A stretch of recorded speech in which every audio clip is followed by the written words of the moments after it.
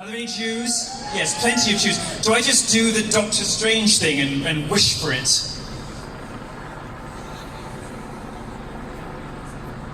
Nobody told them I was here.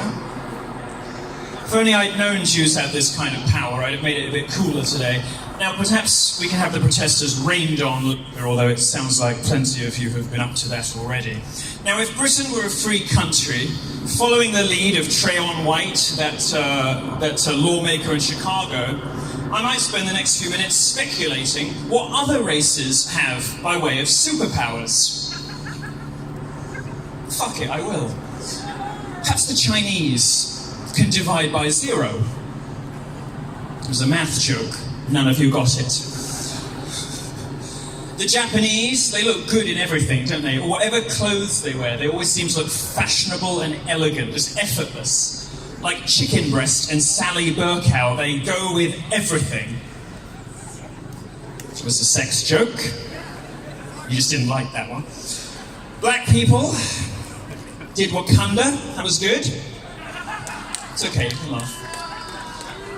My favourite tweet of all time, by the way, was from a Black Lives Matter activist who was angry that she couldn't find Wakanda on a world atlas.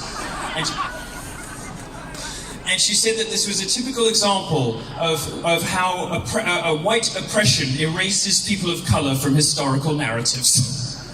It's wonderful. She hadn't been that mad since they discovered that Tutankhamun had mostly European DNA and that the rest of the pharaohs were East Asian. We was kings! Thank you. And then, of course, there's white people. White... not supposed to...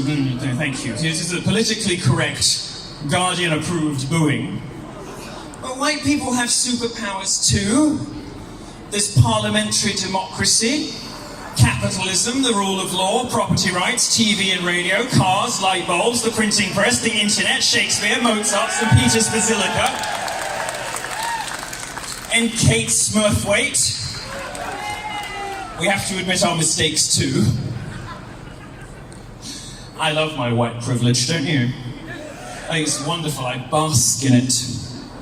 My white privilege enables me to be labelled defective by the media and by celebrities because of the colour of my skin.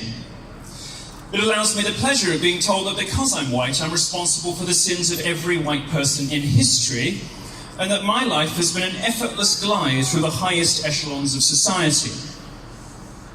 Well, let me tell you, it hasn't all been plain sailing. There were years we couldn't heat the pool. Ordinary people like us hate to play the victim, because we know that playing the victim is what the left does, using their confected grievances and imaginary victimhood and spinning it into social capital. But there's no shame in occasionally pointing out when you are actually the victim of something. Outrage, the word outrage, has been sort of ruined by Twitter. We associate it with lies. But outrage, properly understood, is a normal human reaction to injustice. And everybody here, by dint of what you believe, because you think that people should be able to speak freely, because you think that ideas are more important than skin colour, because you like your country, you are the victims of injustice. Your supposed white privilege enables you to be actively discriminated against in university applications because your life is just so fucking great. And if you're one of the many minority members here, you are kicked and spat at, called an Uncle Tom, pathologized because you have the wrong opinions for your identity, which is arguably way worse.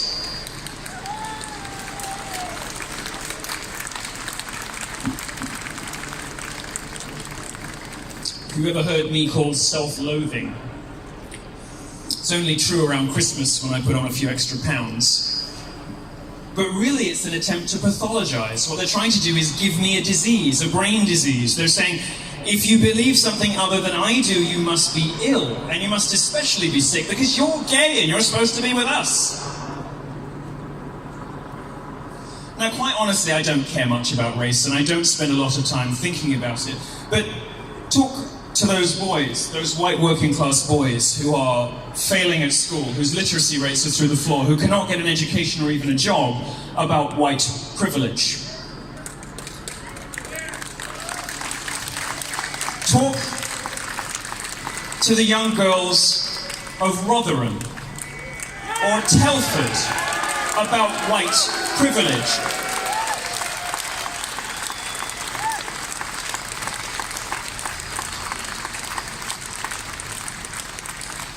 I, in fact, have a strictly no whites policy in common with the BBC, but mine is restricted to my bedroom. The BBC wants to roll it out across the corporation. It should and it must be okay if you are a black person who has been instructed what to believe. If you are a woman who is suspicious about this wage gap crap, and it is crap, it doesn't exist. A female Harvard economist last year tried desperately to establish the existence of the wage gap and couldn't. There's nothing wrong with occasionally drawing attention to the fact that you are, in fact, a victim of something. There's no such thing as white privilege. Mostly there's people with money and people without money. Poverty and lack of opportunity are colorblind, just like the solution to both of them, capitalism and free speech. Now, what I really care about is ideas and values. And the value we're here today to defend is the right of every man, woman, and child to say, do, and be whatever the hell they want.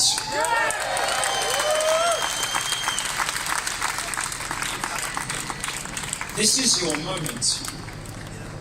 This is your Woodstock. This is the thing that nobody ever thought could happen.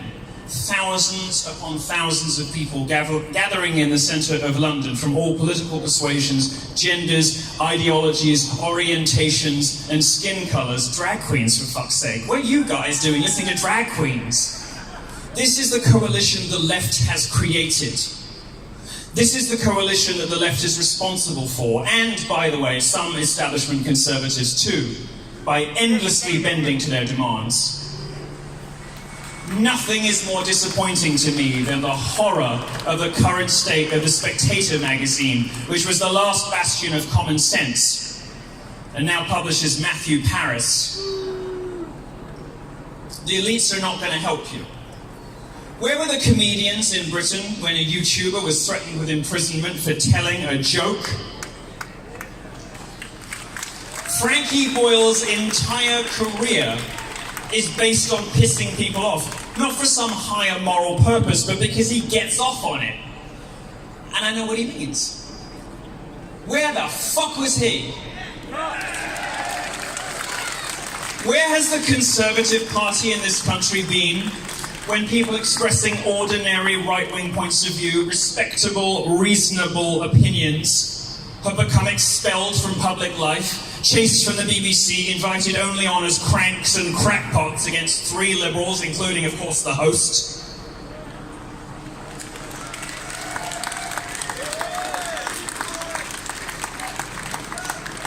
But the people of this country are behind you.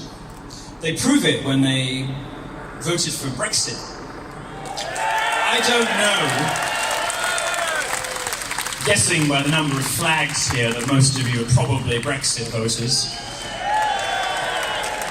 But I'm willing to bet that there was a sizable portion of people who voted for Brexit without giving much of a shit about the EU, who just wanted to say, stop telling me what to do. Stop telling me how to think. I would have been one of them. The police are behind you.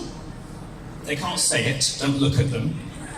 Don't put them on the spot. They're ruled over by politically correct appointees who have decided that the priorities of various police forces should be scouring the internet for mean words instead of, stopping systematic racially oriented gang rape.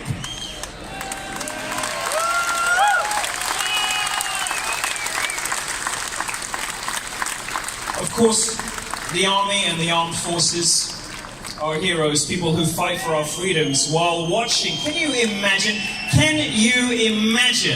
coming home from Iraq or Afghanistan and seeing the freedoms that you have put yourself literally on the firing line to protect unravel day by day?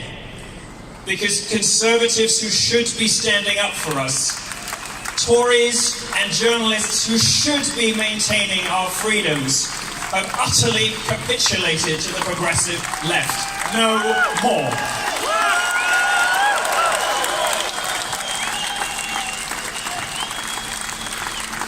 Most importantly, thank you, Pumpkin. Most importantly, truth and righteousness are behind you. You're the vanguard. You are the dark knights. The first men and women to proudly stand with your heads above the parapet, caring nothing for the bullets that may come your way. And for that, I salute you. Thank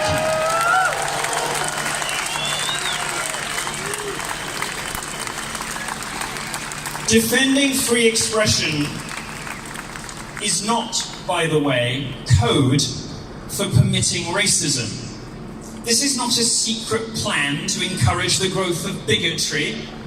I don't want everyone telling horrendous jokes about racial minorities. My friend Gavin would be out of a job.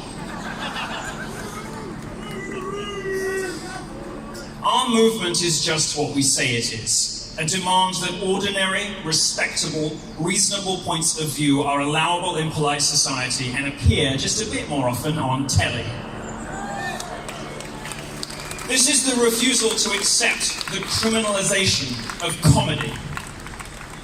Now, unlike some of you here today, I am a full-blooded free speech fundamentalist. I want Nazis on TV, not because I like them, BuzzFeed, you know which bit of the quote they're going to use, but because I believe that good ideas and bad ideas deserve to duke it out. Because I am a classical liberal, I believe J.S. Mill when he tells us that if we don't rigorously and regularly defend our ideas and our ideology, we lose them. They become dead dogmas. We don't know why we believe them anymore. And because I saw what happened when Nick Griffin went on Question Time, I saw what happened when in many instances, you know, in America, when genuine racists, people who actually think that someone should be expelled from a country or shouldn't have the vote or isn't as morally significant because of the color of their skin. And I don't know anyone like that. I would probably have met them by now. When those people are exposed to the harsh light of day, I believe that sunlight is the best disinfectant. I want everyone, no matter what they believe, no matter how batshit feminist or unpleasantly racist they are, I want them to be heard, because that is the only way I believe that a civilized society progresses.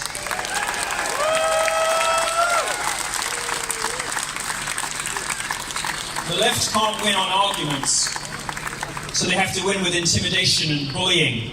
They have to win with other tactics, but I want people to see everybody. The more people tune into Kathy Newman, the more guaranteed a conservative majority is forever.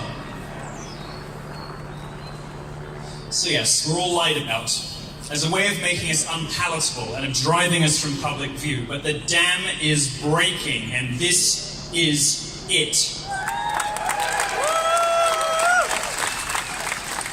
It's not working anymore when you say, as Tommy and Gavin and Raheem and I do, that you're a Western chauvinist, a Western supremacist. This is translated for you by the helpful members of the media as an admission of racism, but nothing could be further from the truth. You don't have to read between the lines of what we say to find out what we mean. We tell you what we mean. And the way you know that is if you ask an actual white nationalist or an actual white supremacist or an actual neo-Nazi, if there are one, they'll say, yeah. Invariably. Left has a problem, I think, don't they? The establishment, the left, they have a problem with taking what people say at face value. Doesn't matter how many times or in how much detail jihadis praise Allah and say all of what they're doing is for the greater glory of their God. No, it must be toxic, sorry, I know. It must be toxic masculinity or gun control or something like that. The Pulse nightclub shooter who killed 49 gays and hurt another 50, they lied about and said he was gay. They said it was repressed self-loathing. No evidence whatsoever for that. We think the West is the best. You guys love your queen. And you don't mind that lady in Buckingham Palace either. Who the hell wouldn't be proud to be British? I mean, I wavered for a bit, but coming back here and realizing there's hope, it should be okay to say that our values are the best and that others are inferior. I don't hate anybody for their faith, even if I think that faith is structurally unsound and they're an idiot for believing it, but I should be able at least to point out the hypocrisy of liberals who say they support women and homosexuals while at the same time mollycoddling and pandering to a belief system that wants me dead. The world does not conform to the universe painted by The Guardian and the BBC. I don't know how much black dick I have to suck before BuzzFeed stops calling me a white nationalist. I think the answer is a lot more. Happy to. But do you know why they lie at you? They lie to you, rather, about you, lie in general. And then I must go because I'm running late, I'm sorry. They lie about you because they're afraid. They lie about you because they're scared. They lie about you because they know they're about to lose. They're like a dog in the corner of a room, close to death, almost kicked to death. That's when they're the most vicious. That's when they're the most dangerous. That's when they resort to violence and nothing else. Back at the left today, they know they're about to lose. And the next 30 years is going to be a glorious, shitlord-filled explosion of political incorrectness. It is going to be a bright, beautiful, fabulous future of people saying what they actually believe instead of what they're supposed to. They are afraid of us, and they should be. These sexless soy boy bloggers, frumpy, cat-drenched, piss-stained, cardigan-wearing lesbians. In a future imagined by BuzzFeed, it is not The Handmaid's Tale with women swinging from these buildings. It is you. And we cannot allow it. If we lose Europe, we lose everything. Some politicians are getting our message. At the end of this month, I'm going at the invitation of the Orbán government to speak in Budapest in Hungary. Any politician, I'm being dragged off. Any politician brave or stupid enough to invite me is clearly seen what the rest of us has seen. Be what you want, do what you want, say what you want, and never lose your conscience. Always stand by your principles, and they will crumble. Thank you very much. God bless, thank you. And now allow me to introduce